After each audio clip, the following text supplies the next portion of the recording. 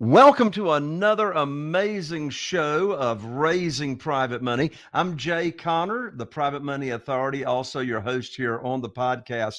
And I'm so excited to have my guest here today on the show. As a matter of fact, he had me on his podcast not too long ago. I was so impressed with how such an amazing interviewer he is and so much experience on raising millions of dollars in private money for his deals. So we're going to dive in and ask him what's his experience? How does he go about locating new private lenders? And how does he get the word out? How does he start conversations with potential private lenders?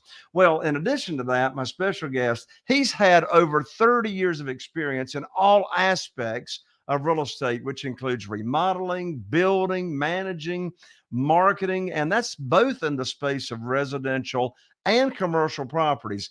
And, with all that experience, he knows what it takes to keep his lenders happy. And don't we want to know about that? Well, his recent projects include residential rehabs, where what he's done is he's added square footage to the properties, fixing obsolete layouts, functional issues, and a unique design were the norm. Well, in addition to that, he is also the founder and general manager of what's called Diversified Capital Partners, which is the real estate development and development company, which specializes in real estate or residential real estate. He also is a partner in the company called Anchor Loans, which actually does loans for new builds, for fix and flips, and they even have a long-term rental financing program as well. In just a moment, you're going to meet my friend and my special guest, Mr. Rod Wilson. If you're a real estate investor and are wondering how to raise and leverage private money to make more profit on every deal, then you're in the right place. On Raising Private Money, we'll speak with new and seasoned investors to dissect their deals and extract the best tips and strategies to help you get the money, because the money comes first. Now here's your host, Jay Connor.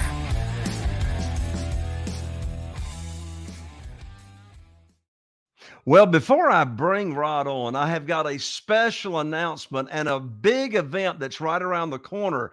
This is the Private Money Academy Conference. The Private Money Academy Conference. It's going on right here in our local area, Morehead City, Atlantic Beach, North Carolina, and it's October 25, 26, and 27. That's a Wednesday, Thursday, and Friday, October 25th, 26, and 27. And let me tell you, there's no other event like this on the planet. Listen, on these 3 jam-packed days, I'm going to be there every day, all day.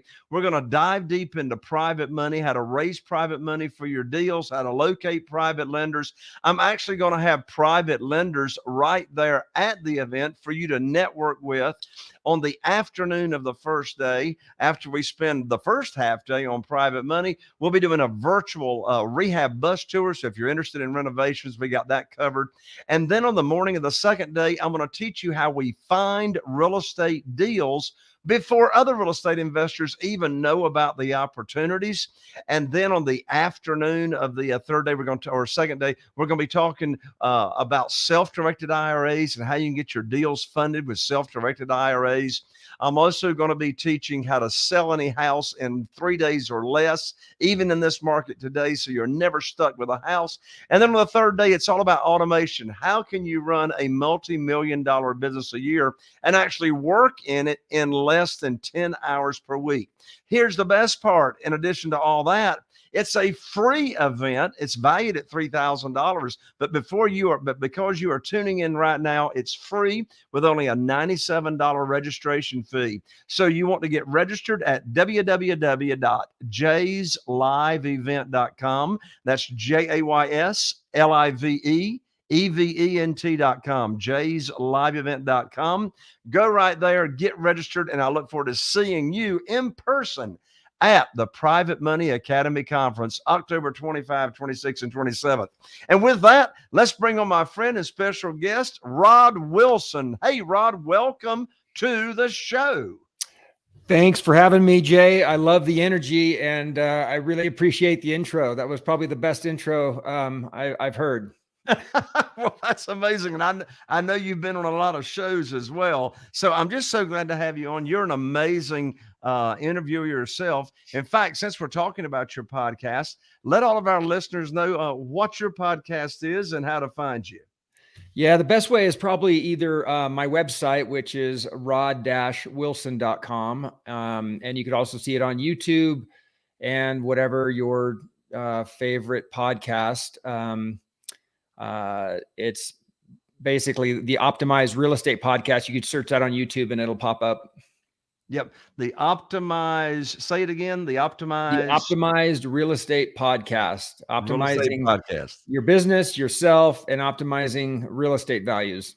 There you go. A little bit of everything. Well, you've been in all aspects, or a lot of aspects and asset classes of real estate for 3 decades plus. You've been raising private money for a long time.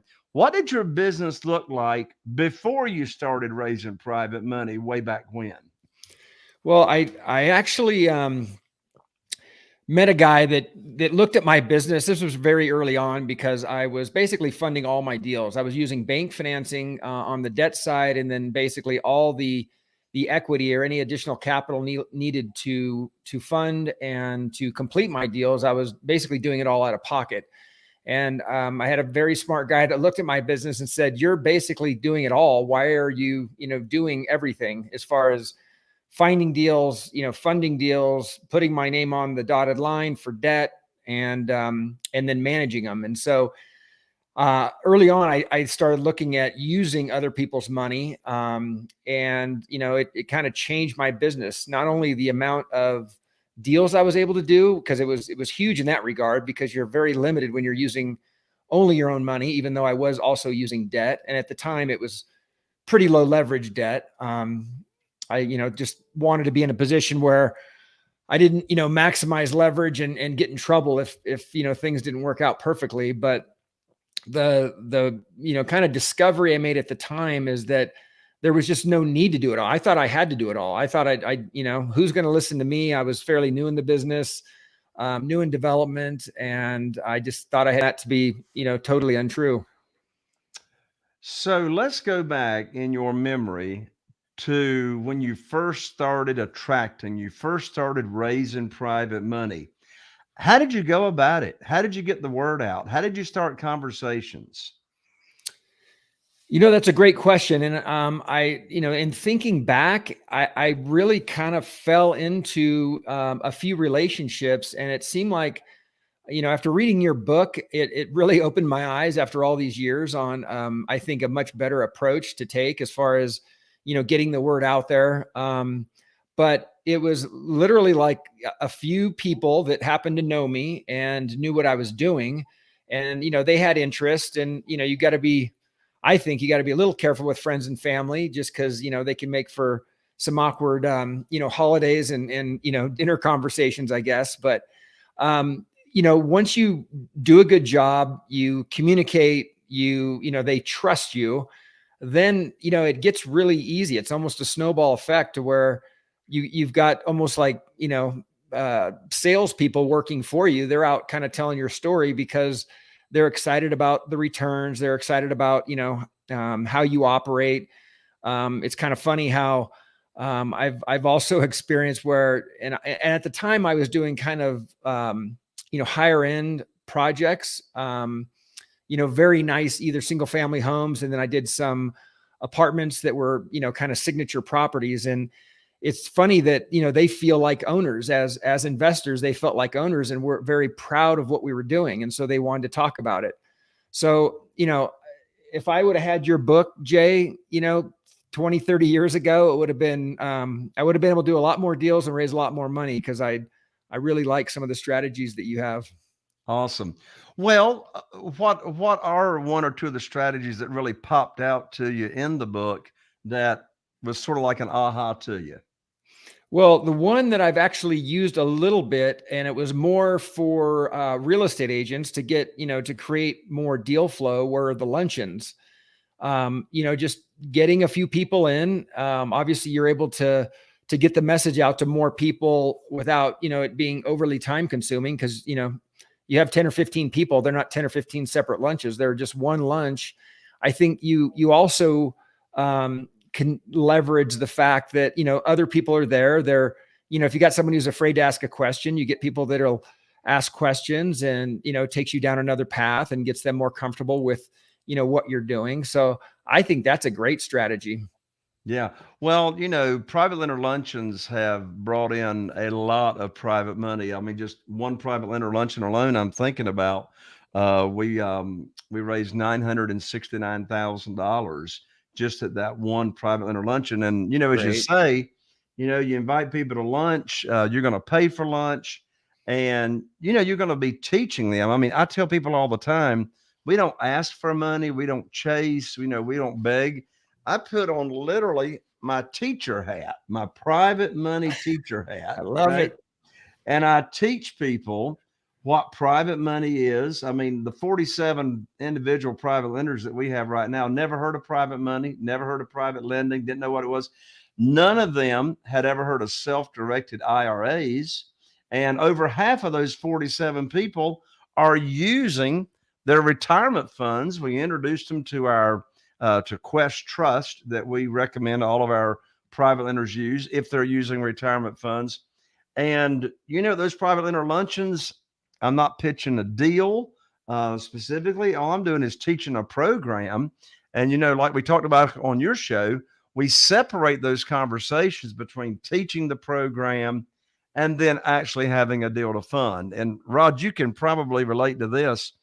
The worst time to be raising money is when you need it for a deal. No question. No question. And you do a great job of putting that out early on. And I could not agree more. And the whole strategy of just not, chasing people. I mean, that was a big one. I have a background in sales, and if I look at, a lot of that time when I was raising money, I did feel like I was chasing. And your attracting model is it's spot on. I mean, it's definitely the way you want to do it, especially when you're talking about people's money. Exactly. And, when we're talking private money, that's different than hard money. You're a hard money lender. I've got very, very good friends that are hard money lenders. In fact, some of my dear friends who are hard money lenders use my strategies to raise money for their hard money fund. I bet I took a lot out of that book as well. And so, but here's my advice, bottom line advice. At the end of the day, the more relationships that you have in place with private money lenders and traditional lenders, hard money lenders, et cetera, the better off you're going to be. I mean, as we've heard it said many times, your net worth, right? There's a direct correlation to your net worth. And before we wrap up the show today, I'm going to want you to talk about your hard money lending fund that you have as well. But I mean, go back. I mean, how did you feel, Rod, when you were actually able to break through, raise private money back in the day, and realize that private money was the thing that was really missing in your business, and you started making all that, doing so many more deals? How'd that make you feel, walking around with money burning a hole in your pocket? It is one of those things where, it's a shift in mindset, and just the confidence of being able to, go after deals and get deals in contract. And, it went from being a scramble to more. And I look at this from my experience anyway, is that, I was just kind of winging it at the beginning, and then it turned into a real business when I had, capital. I had, even some admins and different resources. So growing beyond just kind of a onesie twosie deal at a time to a real, kind of real estate business, I think the big thing for me was just the confidence. And so when I was at the offer table, or I was talking to a homeowner or a realtor or whatever, it wasn't, this back in your mind going, oh no, how am I going to take this thing down? How am I going to fund it? Exactly.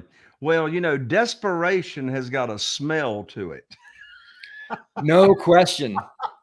Desperation's got a smell. I mean, I practice and I advise my members in my real estate investing mastermind, my platinum members as well, my Private Money Academy membership. I advise all of them to listen. Don't even talk to a new potential private lender that you're, teaching the program to.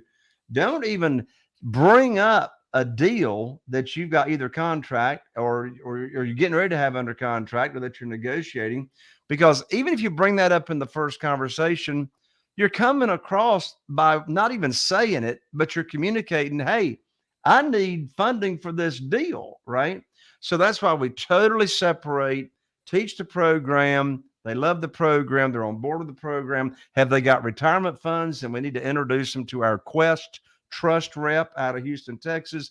They get their account funded. And now they're actually literally sitting by the phone waiting for you to call them with the good news that you can now put their money to work. In my lands, if they've moved their money over to, Quest, the self-directed IRA company, they're not making any money until you put the money to work for them. In fact, you've got an ethical responsibility to put their money to work for them because they moved it over to their retirement, move their retirement funds over to Quest. So they're waiting for you to put it together. So again, you said it exactly the way I believe it, Rod, a few minutes ago.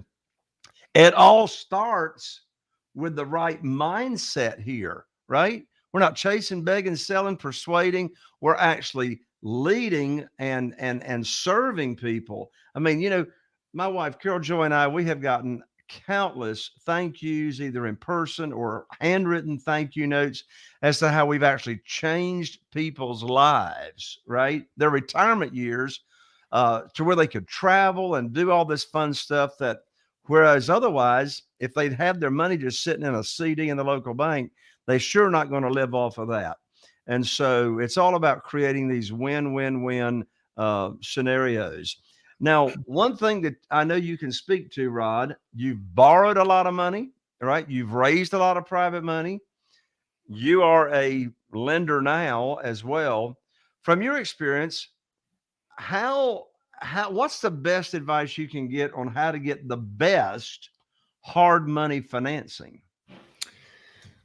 Great question. And I tend to have this, actually, I bring this up a lot because I don't think people really think of, I feel like the world of hard money gets so focused on rate and points. I mean, it's probably a function of, the advertising, what the average hard money lender does, which, is fine. I mean, it's important. Obviously, you don't want to pay more than you have to for anything, but there's so many things that come into getting the best financing from your hard money lender. And, most hard money lenders, focus primarily on credit and experience. So my advice is always obviously to keep your credit score as high as possible.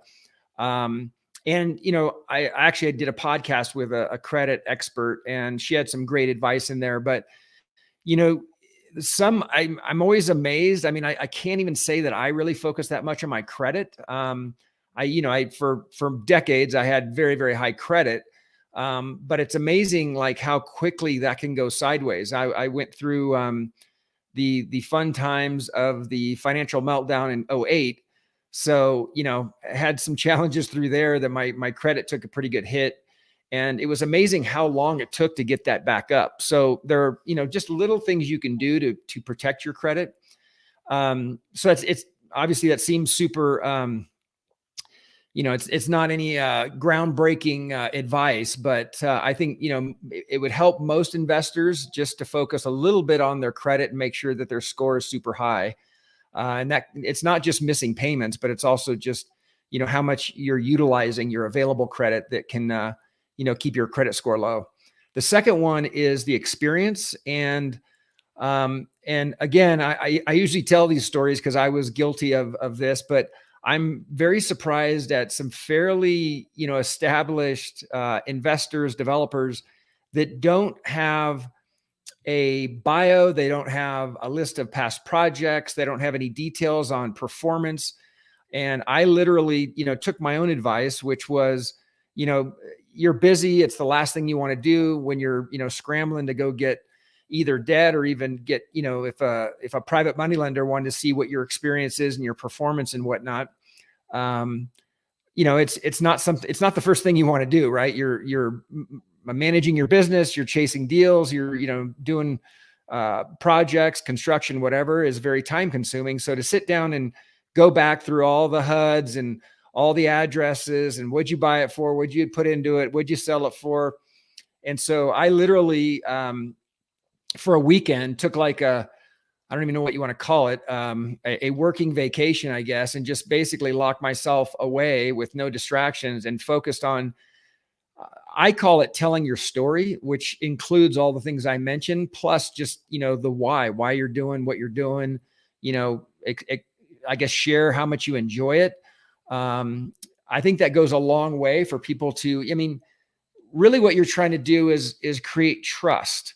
And to do that, it includes the numbers, but it's also more than just the numbers. So just understanding kind of why you're doing what you're doing, and even explaining in the commentary or however you're doing it. I mean, I would recommend like a resume / bio, but even if you're just putting together a list of properties, explaining some of the things you did, meaning how you created value and how, you made it a successful deal.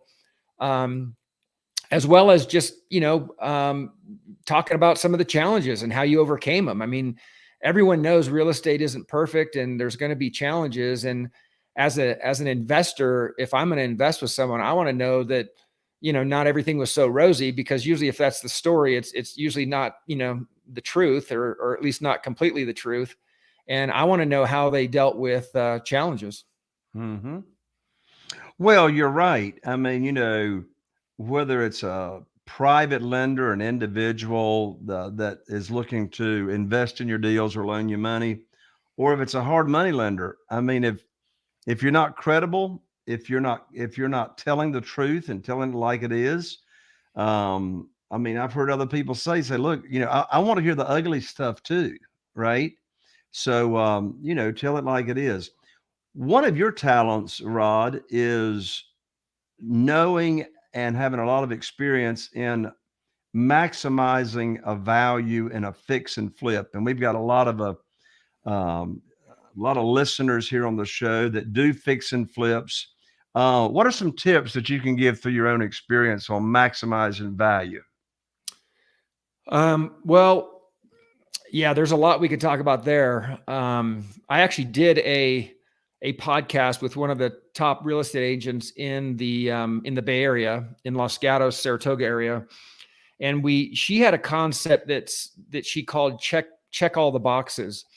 And there are certain boxes in and obviously this depends on the segment of the market you're focused on. So, it's not going to apply to everything. If you're on the, the low end to the medium to the high end of the market, obviously there's different things you want to address related to, the kind of the broader appeal to your buyer. So you got to think about the buyer. But I was primarily in the kind of higher end fix and flip space. And in that space, there are just certain things you had to quote unquote, check the certain boxes. And, one of them, and I should probably qualify this. This doesn't apply to every deal. Some you want to get, the market's so hot, literally it's paint and carpet and you're out and you're, do very well. So I'm not saying that, do this strategy on every deal, but, most of the ones I did, I applied this practice, which was, dealing with some of the functional obsolescence. I mean, you can put the nicest tile and the, greatest master bath and do whatever, but if the layout is really funky, it's going to be hard to maximize the exit. So the functional obsolescence are a big one.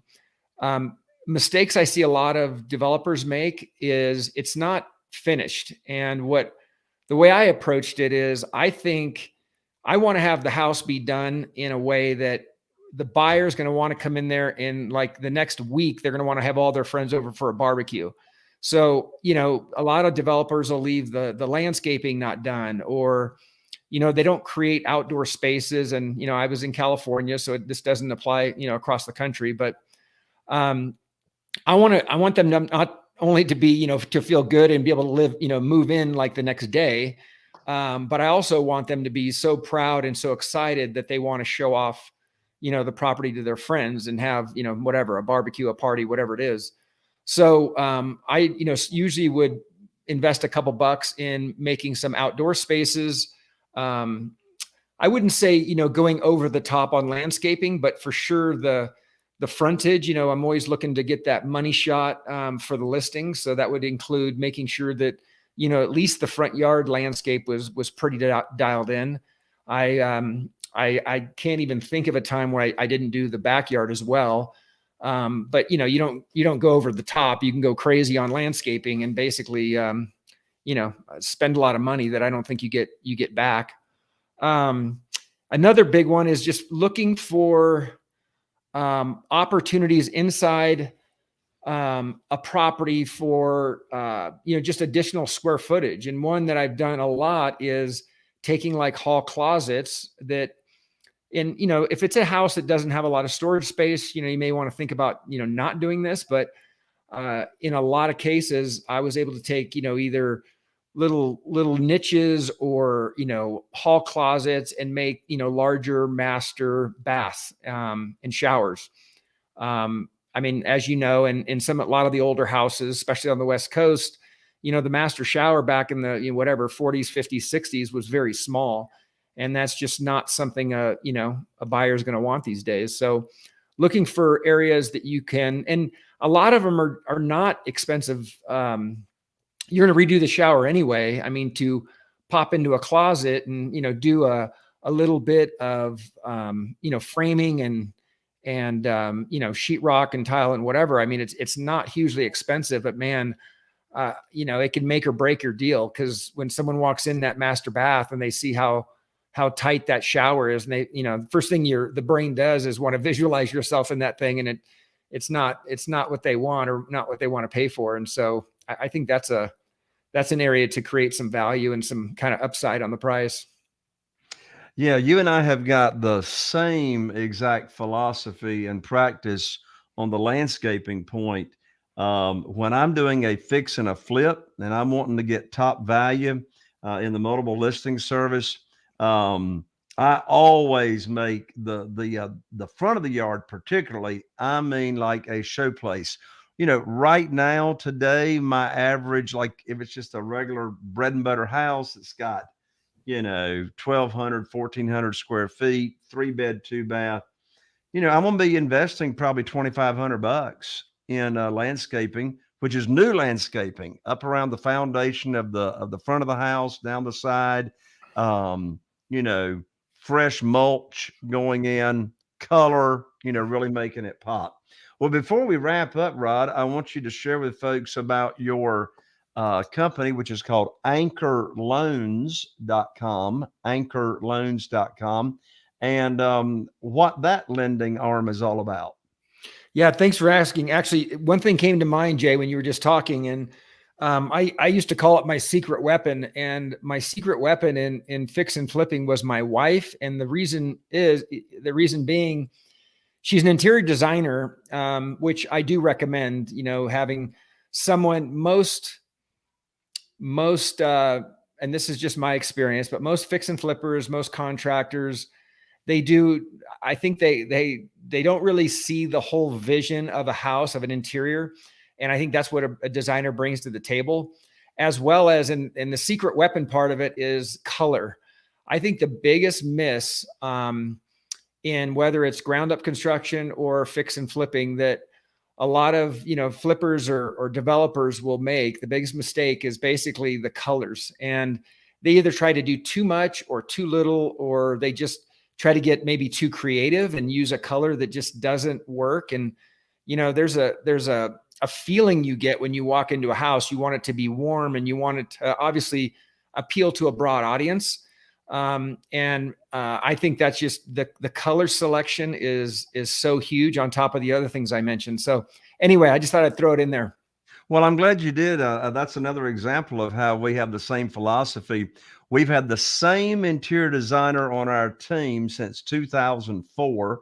Her name is Beth Garner. She chooses all the colors and she tells the contractor what to do. It's worth every nickel for sure. Yeah. And, I mean, I still stage our houses to the hilt, and in fact, we got 4 climate controlled storage units that's got the staging stuff we've been collecting for years. And she knows, based off of what we have in storage, as to the staging she's going to put in there, the pictures and all that. That helps drive some of the color coordinations. But anyway, go ahead. Tell us about anchorloans.com. Well, and the staging is it, and we can go on, but that's a huge nugget. And that's a huge mistake that I see guys making, where it's either not staging every bedroom or not staging the outdoors. So yeah, I agree 100%. Yeah. So getting into Anchor Loans is a hard money lender focused primarily on fix and flip and ground up construction developers. We focus primarily on 1 to 4 family. The company has been around, 25 years. We're in about, I think it's 48 states today, 47 or 48 states. So we cover, the whole country. Yeah, I mean, the one thing about Anchor, because I've used a lot of hard money in the past, and the reason I'm at Anchor and like Anchor and think that, we're kind of the best option is just the experience, number one. So this company was built to provide a service to, originally it was ground up construction lenders. Developers.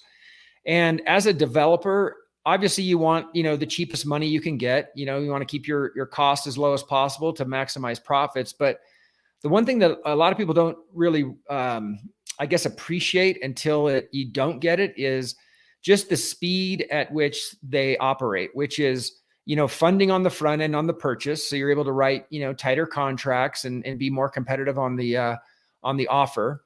The huge one is fund control. And I've had absolute nightmare, and I won't mention any names, but some of our competitors have just been absolute nightmares on dealing with fund control. If you can't get your money, and this is my big pet peeve, and actually why I like your strategy for private money is, I can, do my job, meaning, do a fix and flip or a new construction deal, quickly and efficiently and everything else. But if your money's not there when you need it, I mean, it can really impact obviously your time frame, but then, your cost of overall financing. If it's, every draw takes an extra, few days or weeks to get your money, and you're not able to pay subs, and it slows things down. And believe me, I have missed the market a couple times. And, looking back, I mean, it was really, you can't blame the lender, because maybe I should have had more cash to keep things rolling. But they made the process of getting those, the construction holdback funds so painful and so time consuming. I mean, not only was I and my staff spending a lot of time to get them what they needed, but you've got subs and contractors that have schedules, and, if you're either not getting them paid or you're slowing them down, they may have to go jump on another project. And that, couple day delay turns into a couple weeks. And, we all know what that turns into when you're trying to get a product to market. Absolutely. So again, that's www.anchorloans.com. And Rod Wilson is here, my guest on the show today. Rod, thank you so much for joining me and bringing all the value to this amazing podcast. No, I really appreciate it. It was great, Jay. That was a lot of fun. Absolutely. Thank you, Rod. There you have it, my friend. Another amazing podcast, Raising Private Money. I'm Jay Conner, the Private Money Authority, and we really appreciate you being here and tuning in.